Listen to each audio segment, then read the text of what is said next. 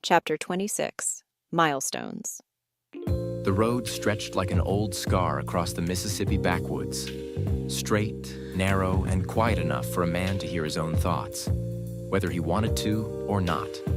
Deputy Benny Yonkers kept his hands steady on the wheel, the faint hum of the tires on the asphalt his only company.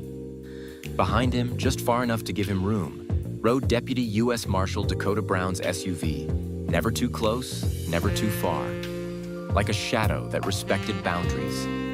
The sun was only now clawing its way up through the trees, casting pale gold fingers over the fields and highway signs. The world was waking up. Yonkers hadn't slept. Not really. Lacey. Her name echoed through his mind like the lingering heat of a late summer storm. Unpredictable, wild, and impossible to forget. It had started as a simple partnership, a case, a mission, a hunt. But the night before, something cracked open between them.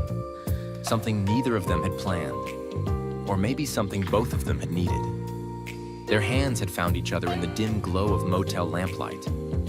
Their lips had spoken things neither had dared to say aloud. There had been laughter, brief and nervous, followed by silence, the kind that speaks louder than words.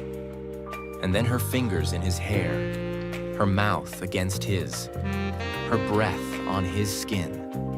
Now, behind the wheel, all Yonkers could think about was the shape of her back as she'd walked to the bathroom in nothing but the glow of fading neon lights.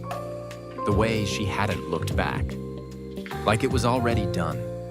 Like the moment had passed before he could hold on to it. Was that it? He wondered. Another one of life's strange milestones. A moment marked not with a flag or a photo, but with ache. The kind that follows you in your rear view like a highway patrol car you can't outrun. Maybe that's all it was. A moment. He'd had others over the years. People came and went. Feelings rose and fell. But none of them carried the kind of weight Lacey did. Not her voice, not her mind, and sure as hell not the way her eyes could cut through his armor like a blade through paper. Could he live a life with her? He pictured it. Small house on the edge of town, coffee at sunrise, her teasing him about being too serious, him pretending not to smile. It felt good. Too good. Too possible. And that scared the hell out of him. Because men like Benny Yonkers didn't get the fairy tale. They got scars and stories and bad-shaped regrets. He wasn't the man who brought flowers home. He was the man who came home late, blood on his collar, and silence in his bones. He glanced in the mirror again. Dakota's SUV was still there, still steady. Just like this damn case. Just like the danger closing in. And Lacey?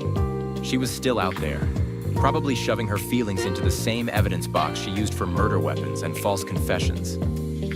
He didn't blame her, but it didn't stop the ache. Benny adjusted his grip on the wheel, sat a little straighter. There was still work to do. Still a killer on the loose. Still justice to chase. Whatever last night had been, dream or mistake, it would have to wait. But as the road twisted through the trees and the morning stretched ahead, he couldn't help but wonder, what if it wasn't just a moment? What if it was the start of something real? And that thought, fragile as it was, stayed with him all the way down Highway 12.